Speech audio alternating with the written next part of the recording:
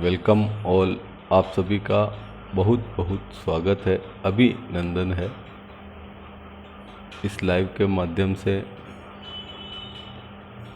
जो कुछ एक संगीत और अपने स्वयं की रचनाओं के कलेक्शन के निमित्त एक चर्चा रहा करती है। जो भी मित्रगण, फॉलोवर्स, स्नेहीजन और संगीत प्रेमी जो इस लाइव के माध्यम से जुड़ते हैं, उन सब का मैं बहुत आभारी हूँ। आपका जुड़ाव मेरा हौसला है। कल मुझे एक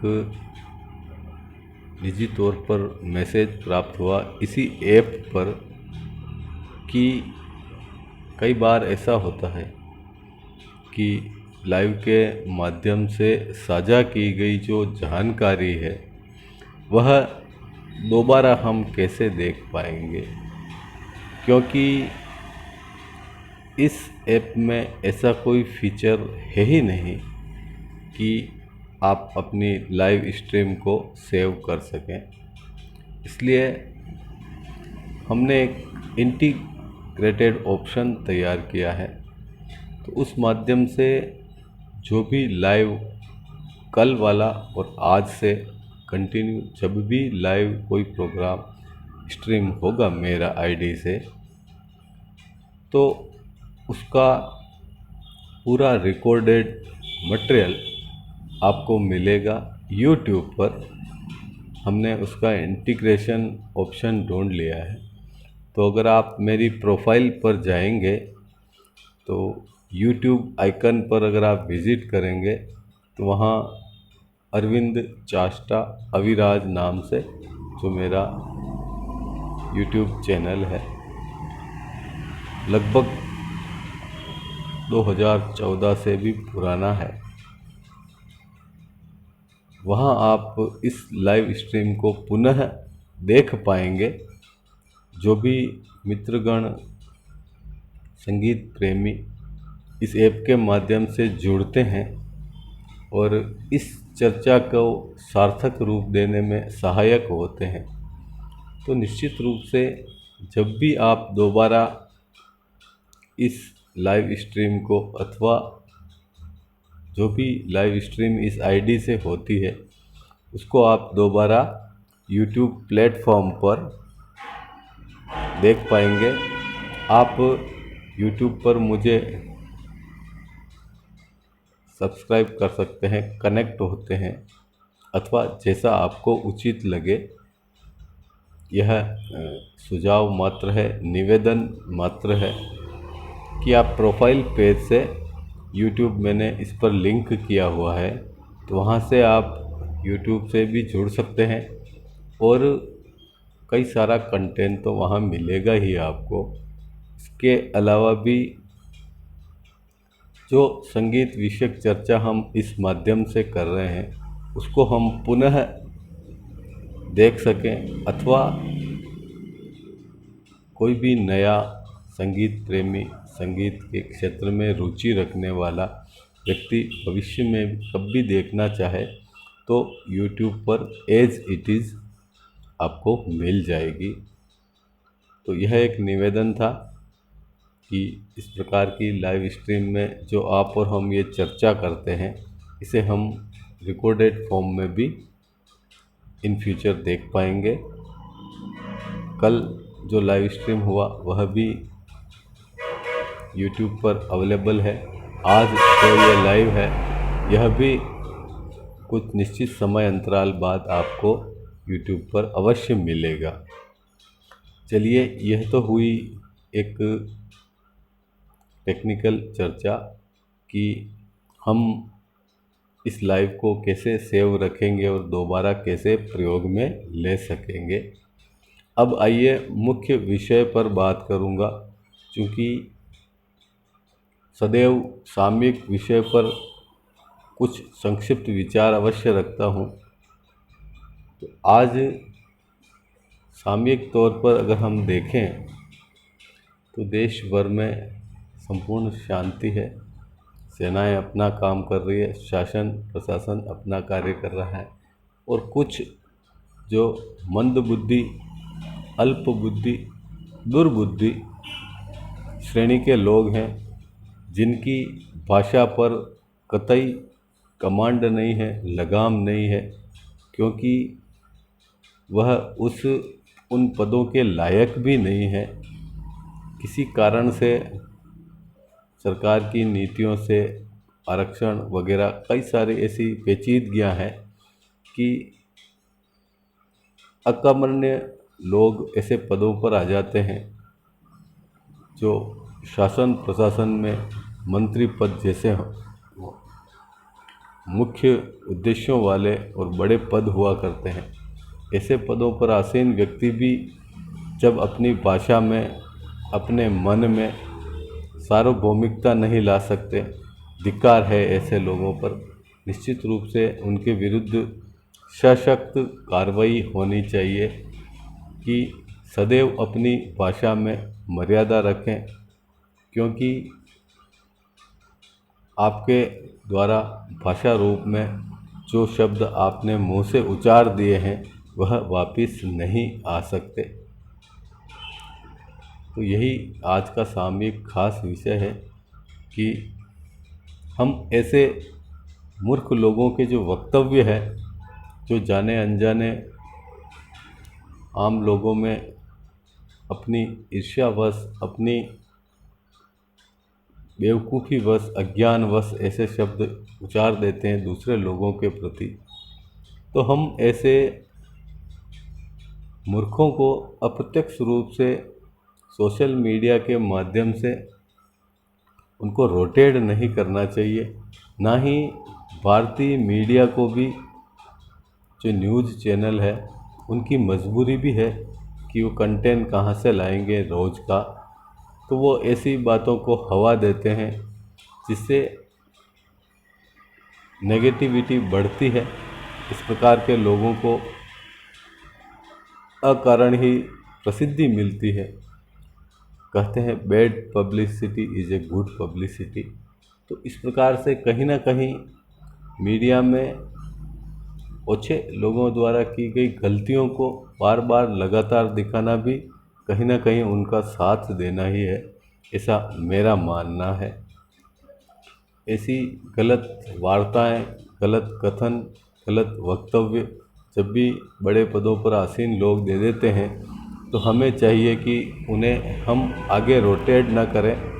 उन पर वांछित कार्रवाई हेतु अगर आप प्रयास कर सकते हैं तो तत्काल आप उनकी शिकायत विभिन्न फॉर्म्स पर कर सकते हैं, जो भारतीय सरकार द्वारा उपलब्ध किए जाते हैं। हमने देखा है अपने क्षेत्र की भी छोटी मोटी समस्याएं होती है, कोई लोग सोशल मीडिया पर लिखते हैं, न्यूज़ बनाएंगे, इमेज लेंगे, पब्लिक हवा करेंगे। तो पब्लिक हवा करने से समस्याओं के समाधान नहीं होते। सरकार ने, भारत सरकार ने हर एक विभाग के लिए, हर एक प्रकार के कार्य के लिए शिकायत केंद्र है।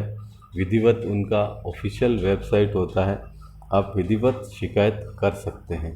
चलिए मुख्य विषय पर आते हैं। इस ऐप का जो मुख्य विषय है वह है संगीत, और इस ऐप के माध्यम से आप और हम सदैव अपने संगीत के प्रति जो भाव है, जो स्वयं के अंदर संगीत का जो एक चुल है, या कह सकते हैं अपन मजाकिया तौर पर कि जो हमारे अंदर संगीत का मूल सीड्स है, मूल बीज रूप में है, उसे पल्लवित करने के लिए आप और हम इस ऐप के सहारे, अथवा और भी कोई ऐप यूज करते हो आप, उस पर संगीत हम रिकॉर्ड करते हैं। मेरे इस लाइव का उद्देश्य यह रहता है कि जब भी हम कोई गीत रिकॉर्ड करते हैं तो हम सिर्फ इतना जान लें कि यह जो गीत है वह किस राग में गाया गया है। जो गीत आप और हम इस पर रिकॉर्ड कर रहे हैं वह गीत किस राग में गाया हुआ है, और उस गीत को जब आप रिकॉर्ड कर लें तो उस गीत के साथ में टाइटल में, सब टाइटल में अवश्य आप लिख दें कि यह गीत इस राग में गाया गया है। तो इससे क्या होगा कि हर एक व्यक्ति जो इस प्रकार संगीत में रुचि रखता है, अपनी रिकॉर्ड करता है नित्य, तो उसके पास विभिन्न रागों पर आधारित स्वयं का गाया हुआ एक संग्रह होगा, कलेक्शन होगा, एल्बम का कलेक्शन होगा, जिससे हर एक व्यक्ति को संगीत का जो प्रथम उद्देश्य है स्वांत सुखाय, उसकी प्राप्ति होगी। देन सेकंड मोटिव, अगर आपका स्वर अच्छा है, आपने अच्छी प्रस्तुति दी है, तो निश्चित रूप से सुनने वालों को, श्रोताओं को भी आनंद आएगा और आपको मन में एक संतोष होगा कि हाँ, आपने हमारी जो पारंपरिक शास्त्रीय रागें हैं उन पर हमने थोड़ा प्रयास किया, संगीत सीखने का प्रयास किया, अपनी क्षमताओं का प्रदर्शन किया और हमने उन विभिन्न रागों को पहचान कर अपनी निजी स्वर में, स्वयं के स्वर में हमने एक कलेक्शन तैयार किया है। क्योंकि जो गीत यहाँ रेडी आपको मिल रहे हैं उनमें न तो आपको कोई लय ढूंढना है, ना आपको कोई लिरिक्स ढूंढना है।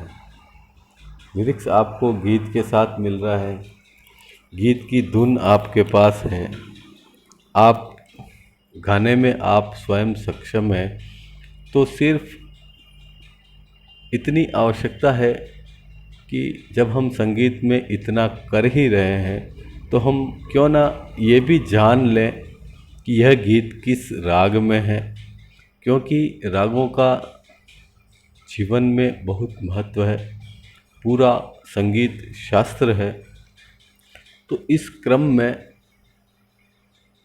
कल के लाइव में आपसे मैंने चर्चा में साझा किया कि थाट कल्याण का जो बेस राग है, राग यमन, उसके कई गीत मैंने आपके सामने उदाहरण स्वरूप रखे।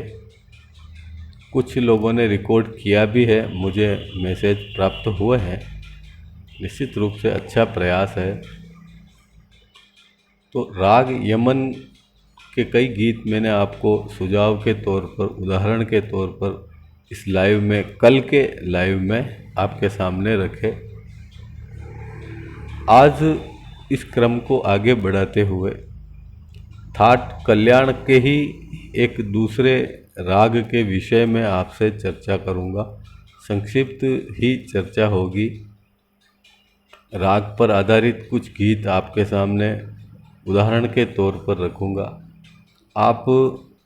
ताकि आप उन गीतों को सुनकर, उन गीतों को पहचान कर, गुनगुनाकर और स्वयं की आवाज़ में रिकॉर्ड करने के उपरांत आपको यह अनुभव में आ जाएगा कि राग केदार क्या है।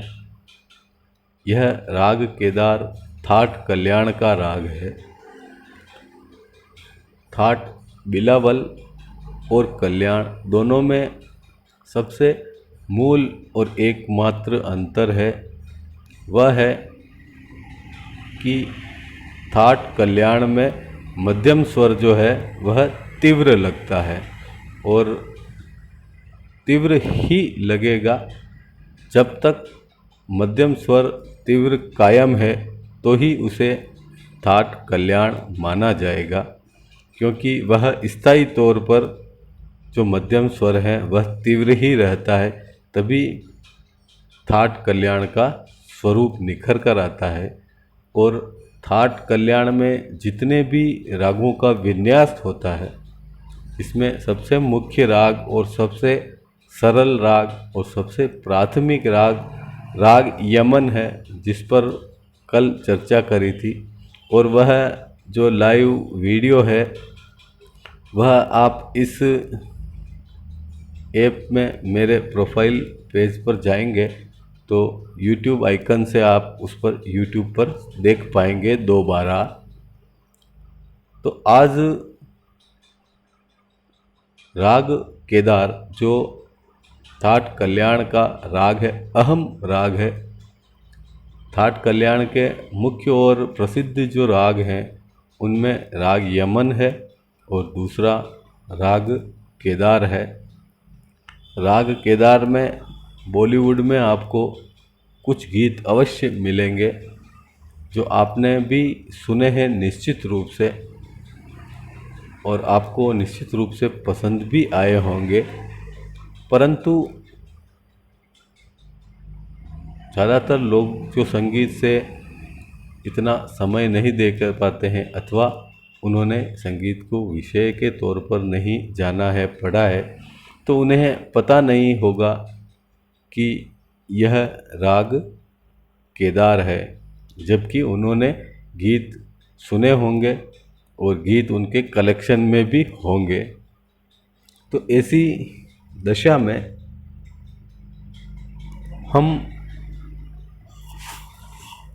जो गीत हैं राग केदार के, कुछ गीत मैं आपको उदाहरण के तौर पर बताऊंगा, तो उनको हम रिकॉर्ड करें और उन गीतों को आपस में 2-4 बार आप गुनगुना लेंगे तो आपको स्वतः ही राग केदार का जो मूल स्वरूप है वह आपको पकड़ में आ जाएगा।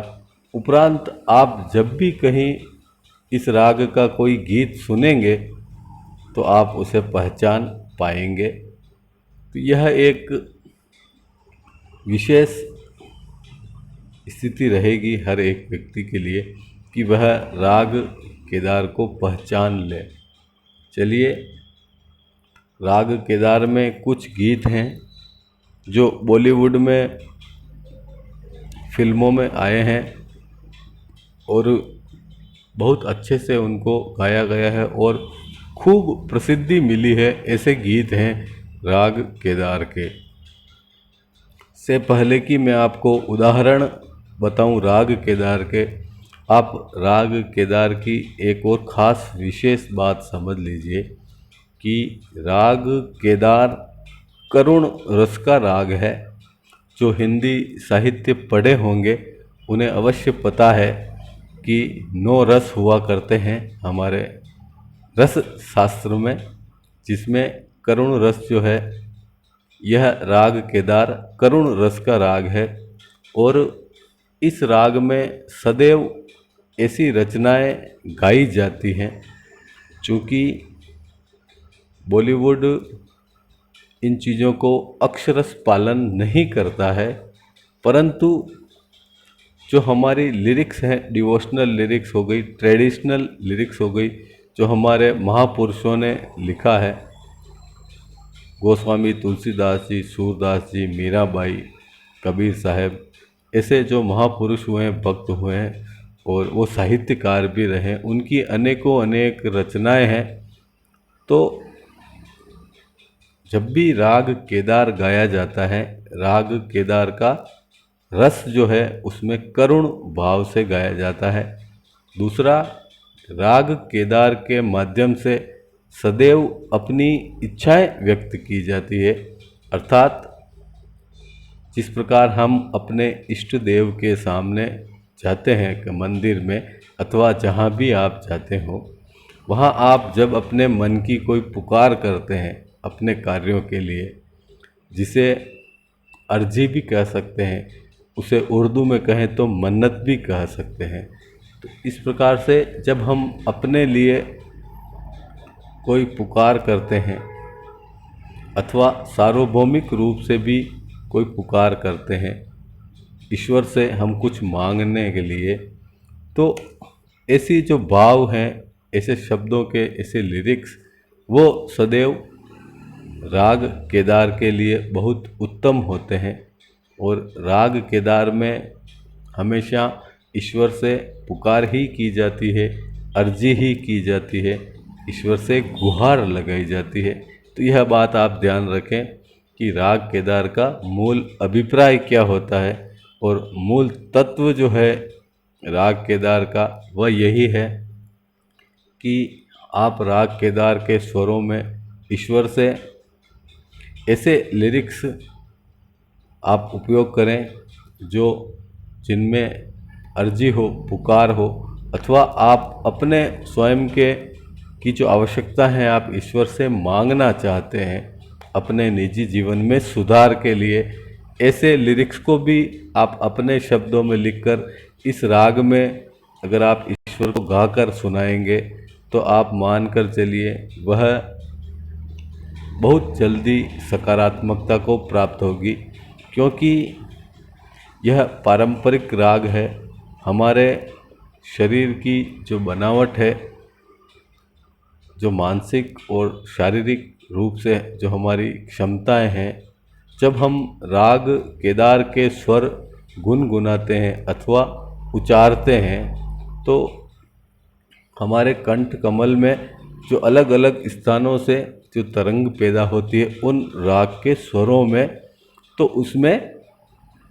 उससे शरीर में सकारात्मक भाव आते हैं और हमारी ओरा उस हिसाब से क्लीन होती है। जब आपकी ओरा क्लीन होती है तो आपकी कही गई बात कॉस्मिक एनर्जी से सीधा कनेक्ट होती है और ईश्वर तत्व जो है वह कॉस्मिक एनर्जी है। इसलिए यह बहुत वैज्ञानिक बात है कि राग केदार में आप जब भी ईश्वर से कुछ कहेंगे, मांगेंगे, निश्चित रूप से वह सकारात्मक पूर्ति की ओर जाएगी। दूसरा, जो संगीत शास्त्र के अनुसार, जो संगीत शिक्षा के अनुसार राग केदार में गा गा जो है सा रे गा गा गंधर्व का प्रयोग वर्जित होता है। तथापि इस राग में गा को विवादी तौर पर अथवा सहयोगी के तौर पर बहुत न्यूनतम ठहराव के साथ गा का भी प्रयोग होता है। अन्यथा यह ओडो शाड़व राग है और बहुत सुंदर राग है, करुण रस का राग है। कुछ नोटेशन जितना मुझे याद है मैं आपको सुनाता हूँ, क्योंकि जो मेरा अभ्यास है उसमें मैं गा का प्रयोग अवश्य करता हूँ और गा पर अल्प ठहराव रहेगा, गा इसमें वर्जित होता है। तो कुछ इस तरह से इसकी पकड़ के लिए जो नोटेशन होते हैं राग केदार के, साम ग प म प द नि द प म प म ग रे सा, साम ग प म प द नि द प म प म ग रे सा। और हमारे शास्त्रों में राग केदार का एक बहुत बेहद सुंदर उदाहरण मैं आपको बताता हूँ, बहुत छोटा, कि एक बहुत बड़े भक्त हुए गुजरात प्रांत में नरसिंह मेहता, और आजकल टीवी चैनल पर जो कथावाचकों की बाढ़ आई हुई है और एक पूरा प्रोफेशन क्रिएट हो गया है पूरे भारत में धर्म के नाम से, जिसे मैं अपने शब्दों में कहता हूँ भगवान गिरी। जैसे दादागिरी, गुंडागिरी होती है, वैसे ही भगवान गिरी भी एक ऐसा धंधा बन गया है वर्तमान में। निष्पक्ष रूप से कह रहा हूँ, चाहे किसी को बुरा लगे तब भी कह रहा हूँ कि भगवान गिरी नाम से बहुत बड़ा बिजनेस क्रिएट हो गया है। तो ऐसे कई कार्यक्रम आपने देखे होंगे जिसमें नरसिंह जी का मायरा नाम से कथाएं, प्रवचन होते हैं, हजारों हजारों लोग पंडाल में बैठकर सुनते हैं। तो वह एक अलग विषय है, उस पर फिर कभी चर्चा करूंगा। तो वह जो प्रसंग है नरसिंह मेहता, नरसिंह जी का मायरा, उसमें जो भक्त नरसिंह मेहता हुए, उन्होंने भगवान श्री कृष्ण को अपने सांसारिक कार्यों की पूर्ति के लिए, क्योंकि जो नरसिंह मेहता रहे उनका निजी जीवन बहुत विपन्न स्थिति में रहा और सांसारिक गृहस्थी के कार्यों की पूर्णता के लिए उन्होंने भगवान श्री कृष्ण से पुकार की और वह पुकार भगवान श्री कृष्ण ने तत्काल सुनी और सशरीर प्रकट होकर उनके कार्यों की पूर्ति की। तो उन्होंने जिस राग में भगवान श्री कृष्ण को पुकारा था वह राग केदार ही है। उसे अपभ्रंश होकर उसे केदारा कहा जाता है। गुजरात में भी अगर आप देखेंगे अथवा अन्य हिंदी भाषी प्रांतों में तो उसे राग केदारा ऐसा कहते हैं कि नरसिंह मेहता जी ने जब राग केदारा गाया अपने जो तंबूरा होता है एक तार वाला उस पर, तो भगवान श्री कृष्ण सशरीर आकर उन्होंने उनकी समस्त इच्छाओं की पूर्ति तत्काल प्रभाव से की। तो ये राग केदार के प्रभाव हैं, मैंने आपको उदाहरण से बताया। बाकी बड़े पांडालों में नरसिंह चरित्र के नाम से जो बड़े बड़े प्रवचन कथाएं हो रही हैं, ये कथित 100% नहीं कह रहा हूँ, कथित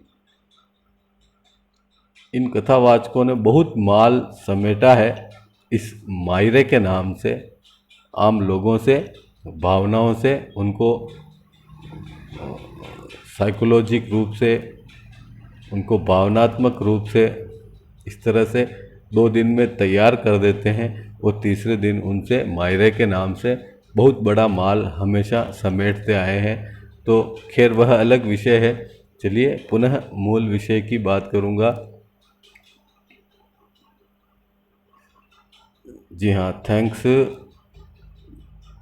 ये आपके जो कमेंट है मैं पढ़ पा रहा हूँ, वाकई आप इस बात से सहमत हैं और यही कमोबेश सत्य है और सत्य कहने से कभी पीछे डिगना नहीं चाहिए। और मैं जन्म से कर्म से ब्राह्मण हूँ, मेरा तो कर्तव्य ही है कि जो सत्य है उसको समाज के सामने रखना मेरा दायित्व है।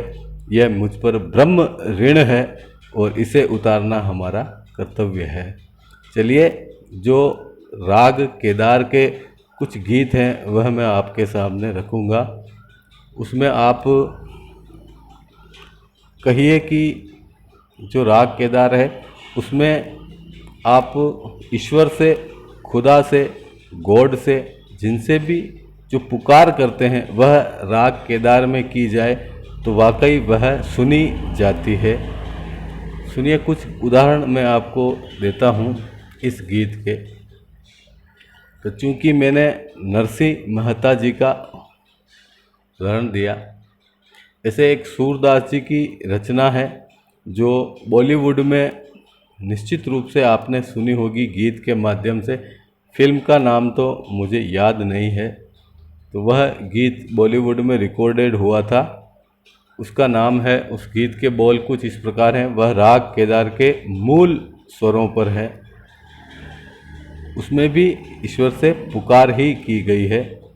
तो वह बोल ऐसे हैं,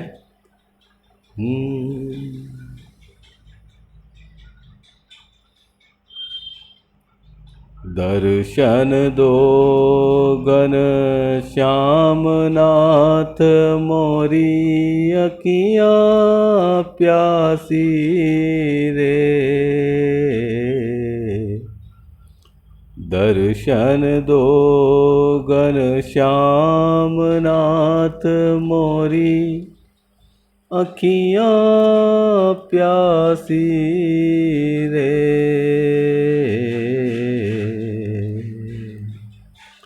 सामग पम पद निद पम पम गरे सा। सामग प।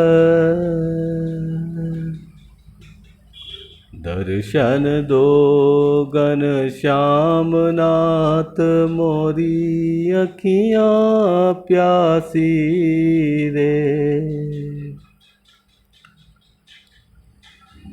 मंदिर मंदिर मूरत तेरी फिर भी दिखे न सूरत तेरी।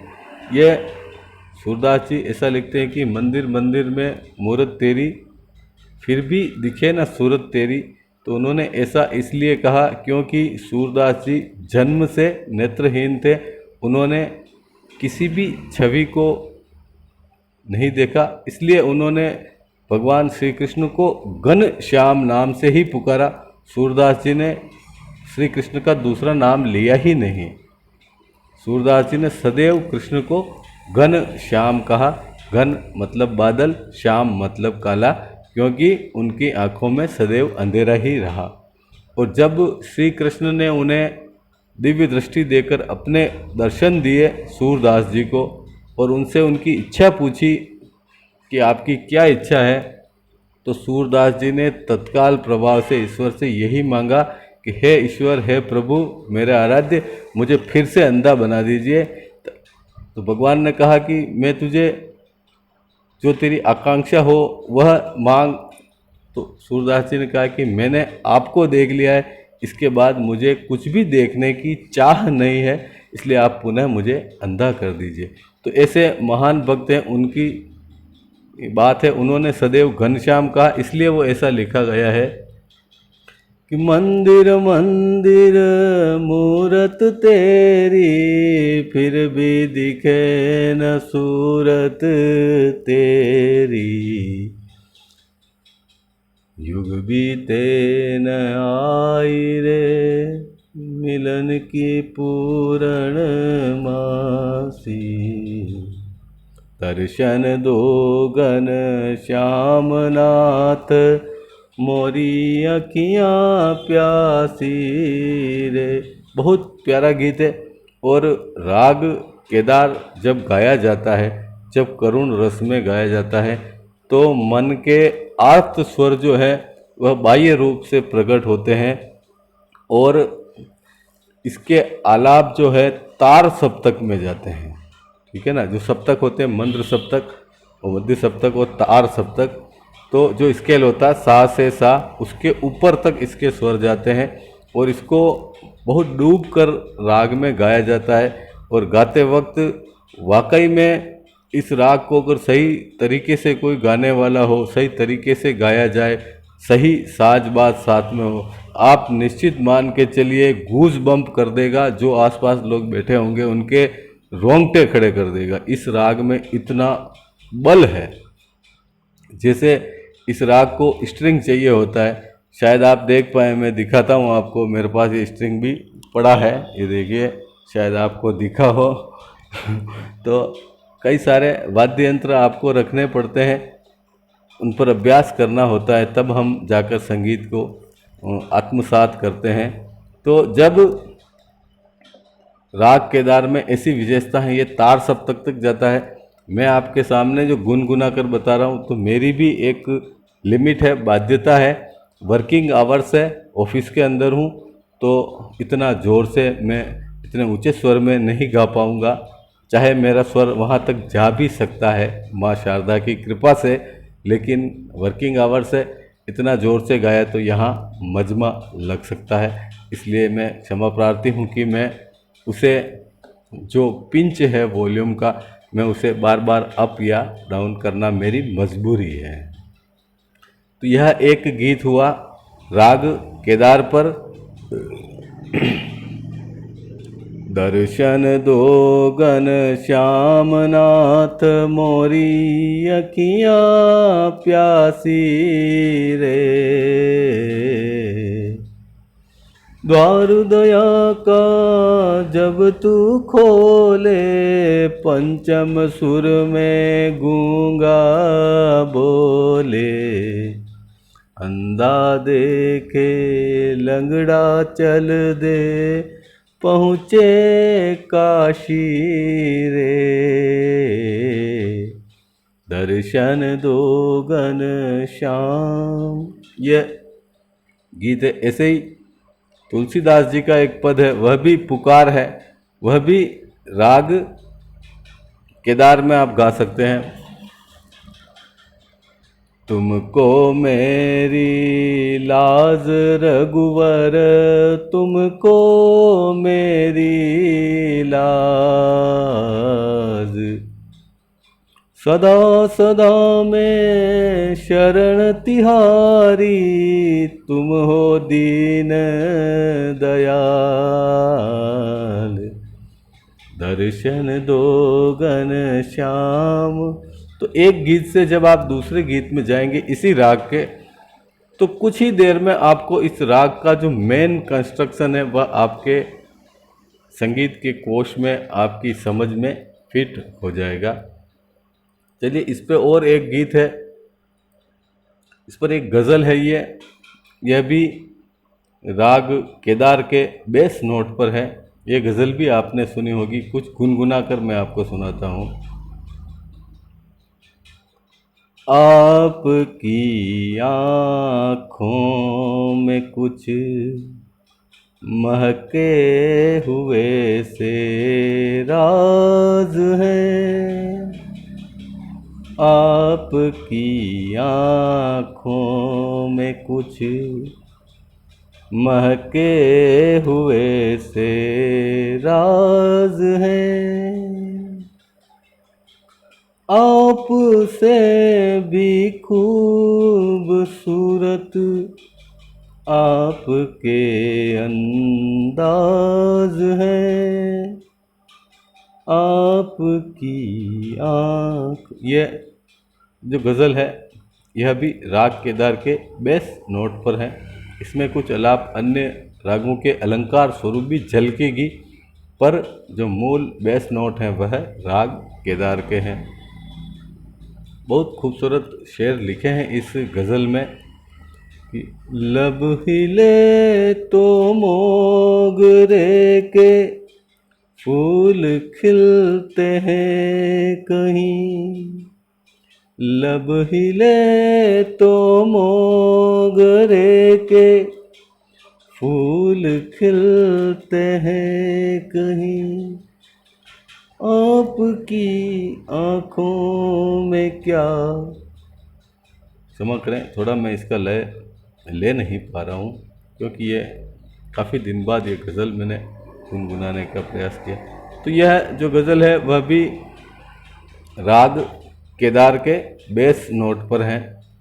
और अगला जो गीत है ये लता जी ने गाया था, बहुत खूबसूरत गीत है, बहुत पॉपुलर हुआ। यह भी राग केदार में है और इस गीत में भी पुकार ही की गई है।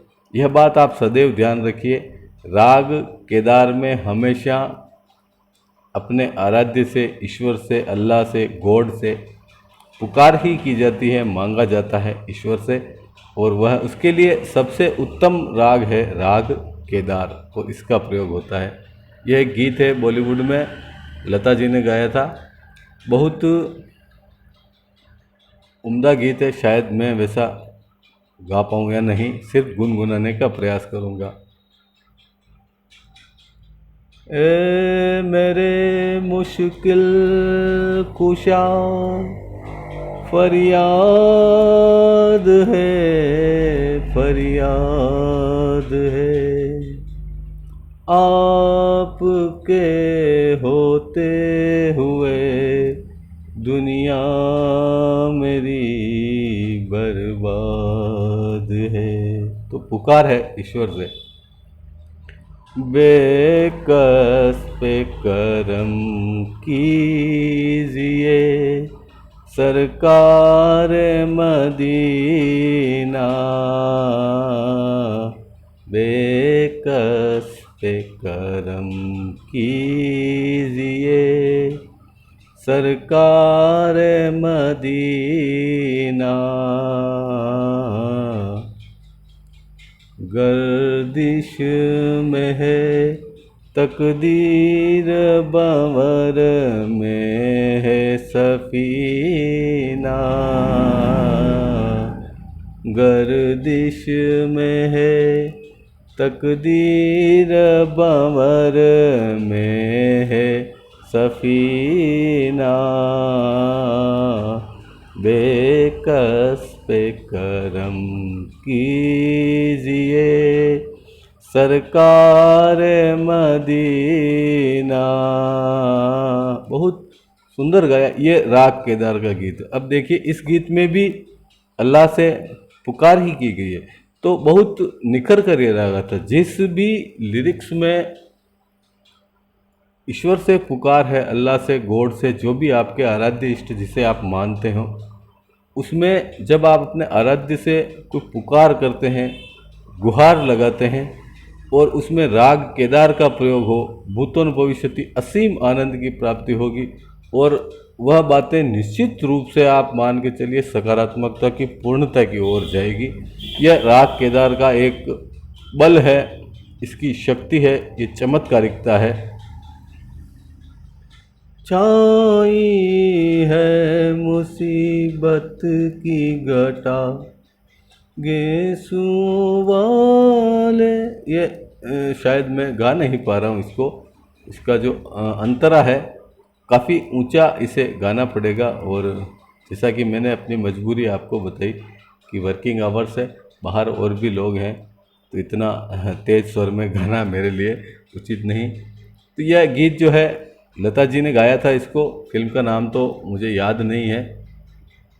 यह गीत भी राग केदार के बेस नोट पर है, बल्कि ये तो मूल राग केदार के ही स्वरों पर है।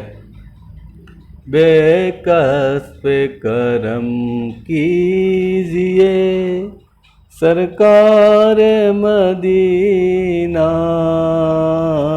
बेकस पे करम कीजिए सरकार मदीना,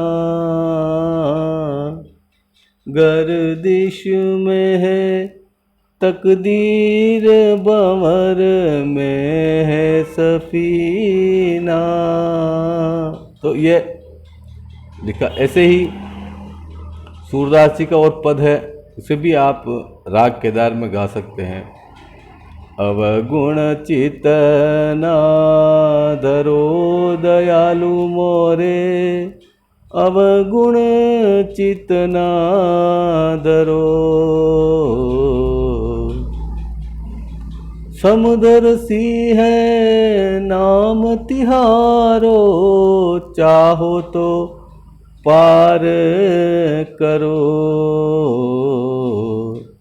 अवगुण चितना धरो। और पुराने महापुरुषों ने जितनी अर्जियां लिखी अपने पदों में, उसको आप किसी भी अर्जी को आप लिरिक्स है उसको आप इसमें राग केदार में गा सकते हैं। मीराबाई का पद अगर अपन गाना चाहें, मीराबाई का एक पद याद आता है मुझे। मीराबाई हमारे चित्तौड़गढ़ ज़िले से हैं, मैं चित्तौड़गढ़ ज़िले का ही निवासी हूँ। वो मीराबाई, भक्तिमती मीरा, महाराणा प्रताप, पन्नादाय, भामाशाह, रानी पद्मिनी, जयमल पत्ता, वीर कल्ला जी, जो राजस्थान के इतिहास के जो महत्वपूर्ण करैक्टर हैं, जो महत्वपूर्ण चरित्र हैं, वह सारे हमारे मेवाड़ क्षेत्र से है। हमें बहुत बहुत गर्व है इस बात का कि हाँ, हम मेवाड़ की धरा पर उत्पन्न हुए हैं।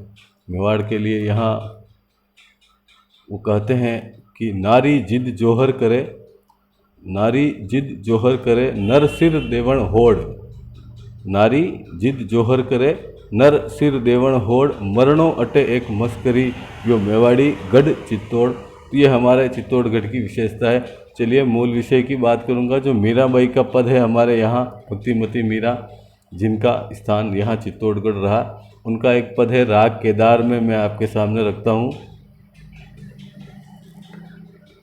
जन्म जन्म का साथी मारा, जन्म जन्म रा साथी, जन्म जन्म रा साथी थाने, नहीं भूलूं दिन राती,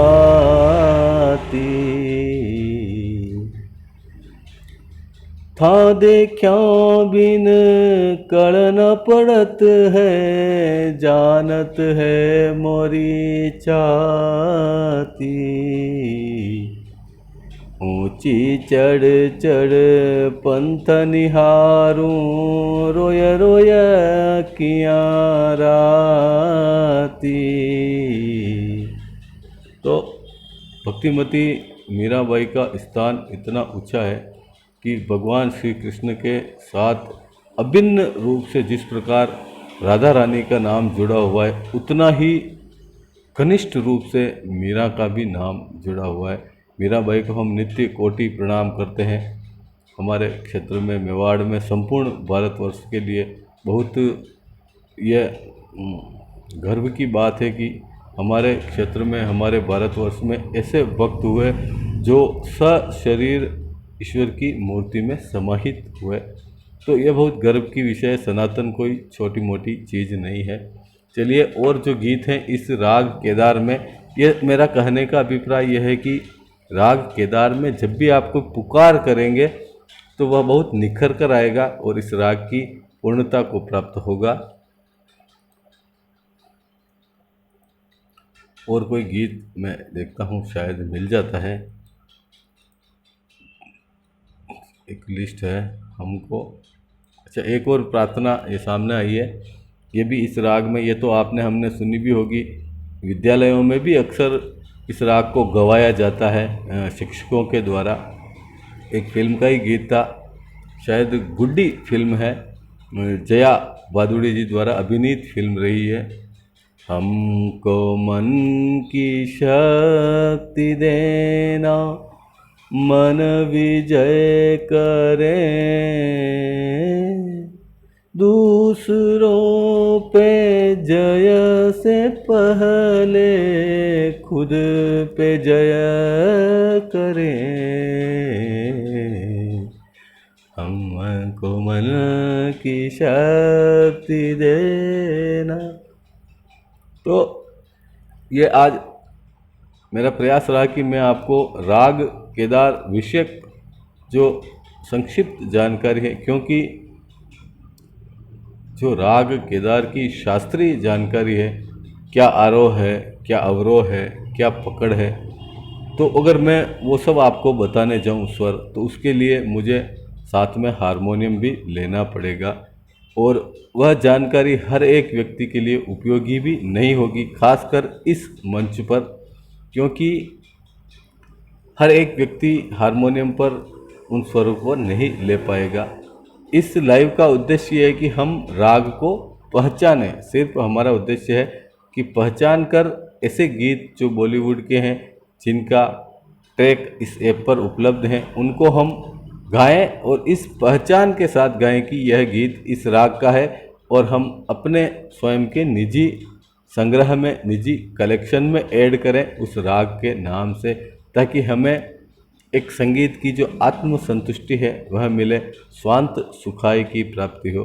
तो जब भी आप ऐसी कोई रिकॉर्ड करते हैं, राग का टैग करते हैं, कोशिश करें कि आप मुझे मेंशन करें अथवा टैग करें, और इस लाइव को दोबारा भी आप YouTube के माध्यम से देख पाएंगे।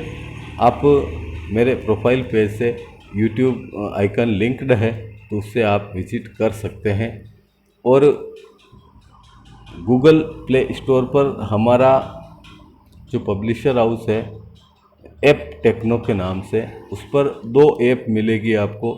एक है रागा बुक के नाम से, जिसमें सभी रागों की बेसिक जानकारी देने का प्रयास किया गया है। उसमें रागों की सभी जानकारी, समय, तत्व, देश काल, उद्देश्य, सारी चीज़ें जितना उस पर संभव है हमने देने की कोशिश की है, और निरंतर उस पर कार्य होता रहता है, अपडेट होता रहता है। दूसरा हमारा ऐप है उसी पब्लिशर हाउस से, ऐप टेक्नो से ही, भजन सत्संग नाम से। उसमें आपको हमारे जो महापुरुष हैं, कबीर साहब, तुलसीदास जी, बिंदु जी महाराज, सूरदास जी, मीराबाई, ऐसे गोरक्षनाथ जी, और भी जो महापुरुष हुए हमारे, कनीराम जी, भवानीनाथ जी, दादू दयाल जी, ऐसे जो भक्त और महापुरुष हुए, उनके जो वाणियाँ हैं, जो उनके गीत हैं, जो उनकी रचना है, लिरिक्स है डिवोशनल, उनका एक बहुत बड़ा कलेक्शन आपको इस ऐप में मिलेगा। और ये दोनों ऐप फ्री टू यूज़ है। तो अगर आप इच्छुक हों, जब भी आपको आवश्यकता हो आप उसे उपयोग कर सकते हैं। गूगल प्ले स्टोर पर दोनों ऐप उपलब्ध हैं। वहीं आप, अगर आपको लेखनी का भी शौक़ हो, साहित्य का शौक़ हो, लिखने का भी शौक़ हो, तो विभिन्न प्रांतों से बड़े साहित्य के हस्ताक्षरों के सहयोग से, विभिन्न साहित्यकारों के सहयोग से हमने एक ब्लॉग तैयार किया था, साहित्य अनुरागी .blogspot.com नाम से। उसमें देश भर से आपको बड़े बड़े साहित्य के हस्ताक्षर, उनकी रचनाएं मिलेगी। विभिन्न गज़लों की जो 32 गज़लें होती हैं मुख्य रूप से, उनकी बहर की जानकारी मिलेगी। हमारे भारतीय पारंपरिक छंदों की जानकारी आपको वहाँ अवश्य मिलेगी। तो इस प्रकार से वह भी, अगर आप जो इंटरेस्टेड है लिखने में, वह छंद की, गज़लों की जानकारी भी ले सकते हैं कि लेखनी में हमें किस प्रकार की बातें ध्यान रखनी चाहिए और हम शुरू से कैसे लिखना सीख सकते हैं। वो एक बहुत बड़ा, हमने काफ़ी 2 वर्षीय कार्यक्रम था, उसमें हमने बहुत सारी गज़लें, छंदों पर वर्कशॉप करवाया। उसी का फलस्वरूप वह ब्लॉग है जिस पर आपको मिलेगा। ठीक इसी प्रकार हमारा इस ऐप से भी यही उद्देश्य है कि अधिकाधिक लोग इस बात को जाने, इस मर्म को जाने कि गीत जो हैं किस राग पर हैं, और स्वयं का अपना कलेक्शन तैयार कर लें, ताकि वह स्वयं आपके लिए है। मेरा इसमें लेश मात्र भी कोई निजी स्वार्थ नहीं है, और ना ही मुझे इससे कोई आर्थिक लाभ है। ठीक है, मेरा ऐसा आपसे अनुरोध करने का मेरा कोई ज़्यादा कोई आर्थिक लाभ नहीं है, ना ही मेरा कोई निजी उद्देश्य है। और कुछ प्रतिशत लोगों को छोड़कर अधिकांश लोग ऐसे जुड़े हैं इस ऐप के माध्यम से मुझसे, जिनसे मैं कतई परिचित नहीं हूँ। और निश्चित रूप से परिचय सिर्फ इतना है कि संगीत का नाता है आपसे, और यही नाता पर्याप्त है। कहीं मैं किसी व्यक्ति से किसी की निजी जानकारी कभी पूछता भी नहीं हूँ। तो जो भी व्यक्ति इससे जुड़े हैं संगीत के नाते से, निश्चित रूप से उनका मैं सदैव आभारी हूँ, ऋणी हूँ कि आप इस कार्यक्रम, इस लाइव को सुनकर इसे कहीं न कहीं सकारात्मक रूप देने में सहयोगी हो रहे हैं। तो आज इस लाइव में हमने इस विषय पर चर्चा की कि थाट कल्याण का जो राग केदार है, इसमें कौन से मुख्य गीत हैं कि जिनको हम अपने रिकॉर्ड कर सकते हैं अपनी भाषा में। तो मुख्य रूप से जो 4-6 गीत हैं वो मैंने आपको बताया। इसके अलावा भी अगर आप गूगल करेंगे या जो भी सोर्स आप यूज करते हो, माइक्रोसॉफ्ट का करें, मेटा का करें, गूगल का करें, जो भी एआई फीचर ग्रोक से भी आप करेंगे तो मिलेगा। तो जो भी चीज़ आप यूज करते हो सोर्स, उससे आप और भी गीत सर्च कर पाएंगे कि राग केदार पर कौन से गीत हैं। और जब आप 4-6 गीत जो मैंने अभी आपको बताए, उनको आप एक बार जब आप गाना शुरू करते हैं तो एक गीत से दूसरे गीत में जाइए, दूसरे से फिर से उसमें आइए। तो इससे एक सभी गीतों को एक सम्मिलित गुनगुनाने का प्रयास कीजिए, तो उसमें सारी चीज़ें जो इसका मूल बनावट है राग केदार का, आपको समझ में आ जाएगा। मैं वो देखो आपको हमें एक उदाहरण के तौर पर बताता हूँ।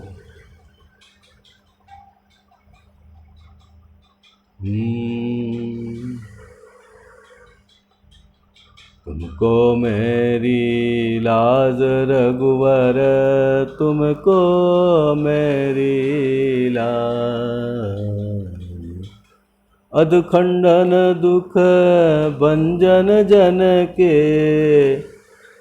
अधखंडन दुख भंजन जन के, श्रवणन सुनिया आवाज, दर्शन दो गन श्यामनाथ मोरी, अखियाँ प्यासी रे, अवगुण चितना धरो दयालु मोरे अवगुण चितना धरो। दूसरों पर जय से पहले खुद पे जय करें। हमको मन की शक्ति देना मन विजय करें। गर्दिश में है तकदीर भंवर में है सफीना। गर्दिश में है तकदीर भंवर में है सफीना। बेकस पे करम कीजिए सरकार मदीना। बेकस पे। तो आशा करता हूँ कि जो मेरा एक बहुत छोटा प्रयास रहा राग केदार और बॉलीवुड गीत की संबद्धता का उदाहरण देने का, शायद आपको अच्छा लगा हो। निश्चित रूप से इस लाइव से जो भी लोग मुझसे जुड़े हैं मैं उनका बहुत बहुत धन्यवाद करता हूं। और इस लाइव को चूँकि समय की भी मर्यादा है, 1 ही घंटा होता है। जब भी मेरा लाइव होता है दिन में ठीक 12 बजे ही मैं करता हूं। 12 से 1 ये मेरा एक समय है और 8 मिनट शेष है। 12:52 हो चुके हैं। तो निश्चित रूप से समय की मर्यादा है और इस लाइव को आप पुनः जब भी चाहेंगे यूट्यूब पर सुन पाएंगे। यूट्यूब से आप मेरे प्रोफाइल पेज से कनेक्ट हो सकते हैं, आपकी स्वेच्छा पर निर्भर करता है। बहुत बहुत धन्यवाद, आपने इस लाइव से जुड़े और मुझे हौसला दिया। आपका दिन शुभ हो।